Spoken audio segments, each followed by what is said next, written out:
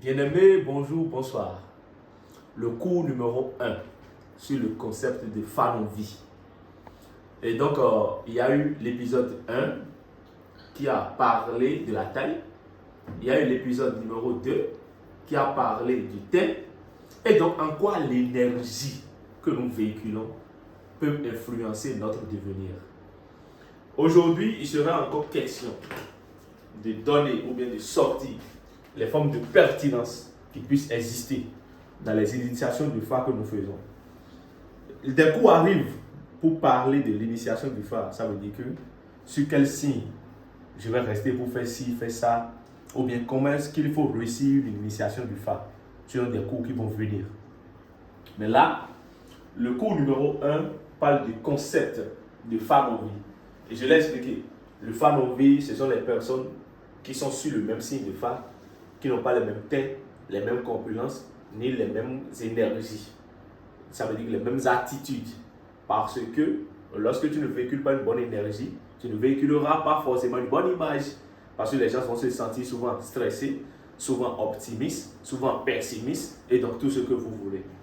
Aujourd'hui, il sera question de parler de l'énergie que nous véhiculons. Et donc en bleu, il y a l'énergie qui peut influencer les signes de phare. L'énergie. Lorsque tu es sur un signe de phare, tu dois savoir contrôler ton énergie.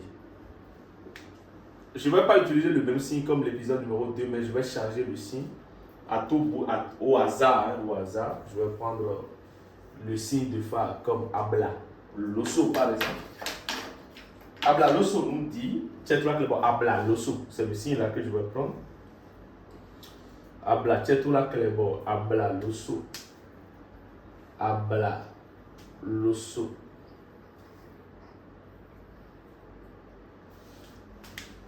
Abla l'osso.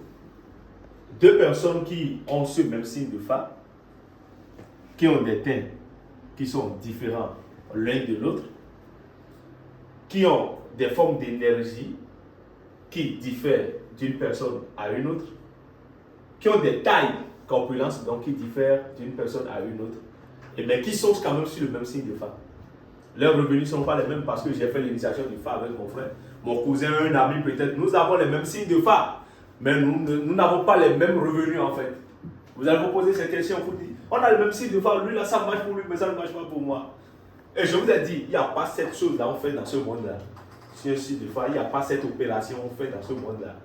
Sans que il n'y ait pas que le Bokono fasse recours à un langage spécifique.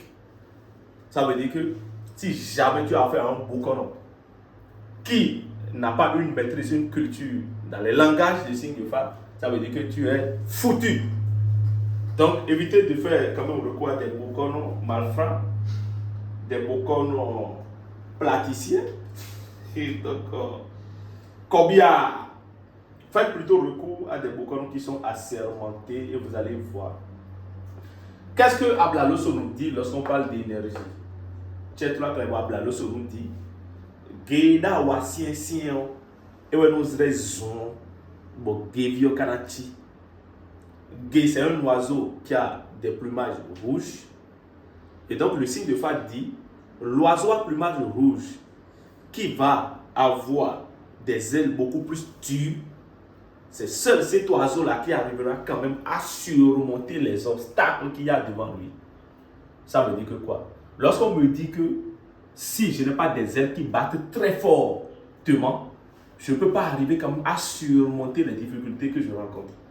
Dis donc qu'il y a l'oiseau-là qu'on appelle Gué, à plumage rouge, bien sûr. Gué, tu vois? L'oiseau-là qu'on appelle Gué, à plumage rouge.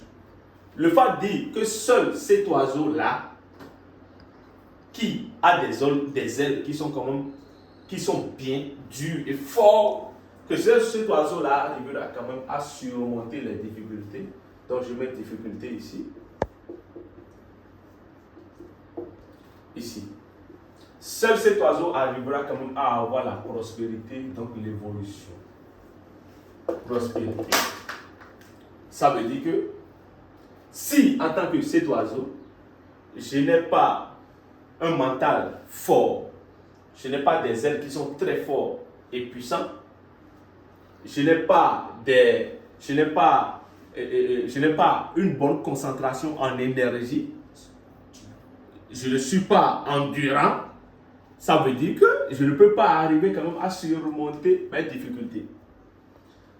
Alors, qui parle d'être fort dans le mental, qui parle d'être fort dans l'esprit, qui parle d'être fort et donc d'être endurant, parle simplement du fait que je dois être très bien dans la tête et donc attirer que vers moi des énergies positives.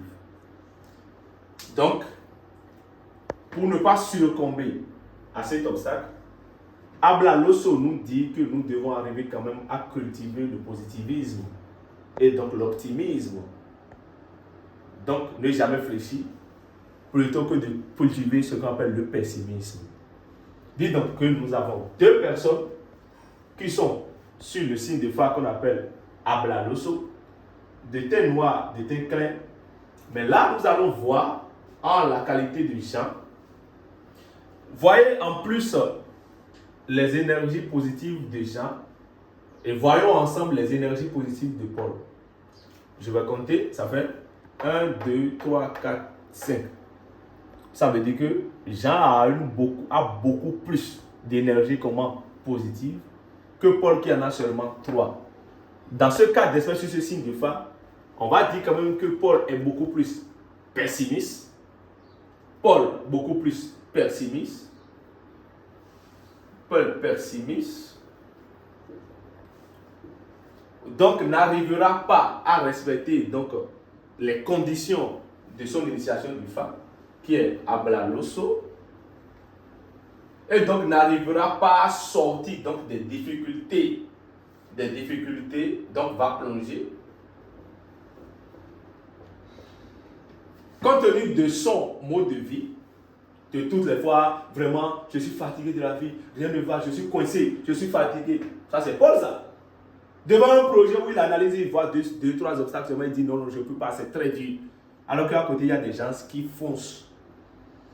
Mais dans le cas de Jean, lui, en la qualité de Jean, qui est beaucoup plus optimiste, donc très positif, il bat les faits quand il est chaud, et donc, sur le signe de phare Abla Loso, Jean arrivera quand même à monter, à remonter, donc vers la prospérité. Ça veut dire que quoi? Recherchons, lorsque nous sommes sur le signe de phare Abla Loso, un état de positivisme et donc d'optimisme. Et nous allons arriver quand même à surmonter les difficultés dans lesquelles nous sommes. Lorsque tu es sur un signe de phare comme Abla Loso, comme Tetekba Loso, Lete Loso par exemple, qui te disent quand même que tu dois être très fort de mental, très fort d'esprit pour pouvoir arriver quand même à surmonter tes difficultés. Ça veut dire que ton état d'esprit seul là suffit pour que tu échoues.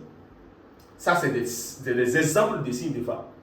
Seul ton état d'esprit, l'énergie que tu dégages, seul suffit quand même pour que tu arrives quand même à surmonter sans sacrifice. Ça veut dire que d'abord même les sacrifices dont on parle, lorsqu'on parle des signes de phare, sont d'abord des sacrifices personnels. Avant donc d'être en devenu des sacrifices de Bokono qu'un Bokono puisse apporter. En conclusion, vous devez savoir que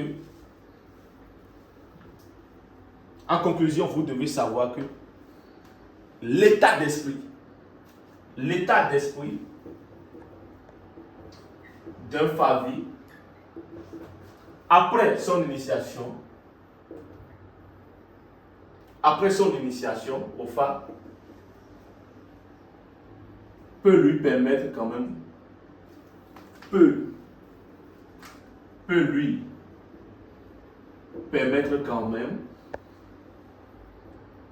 de changer son devenir.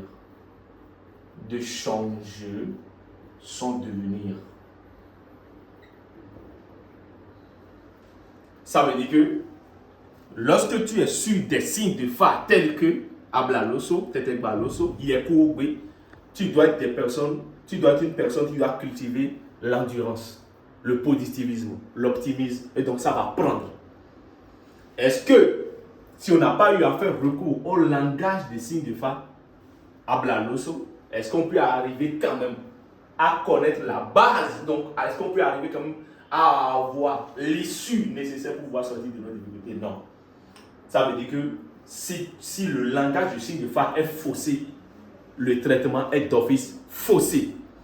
Professeur Elsa.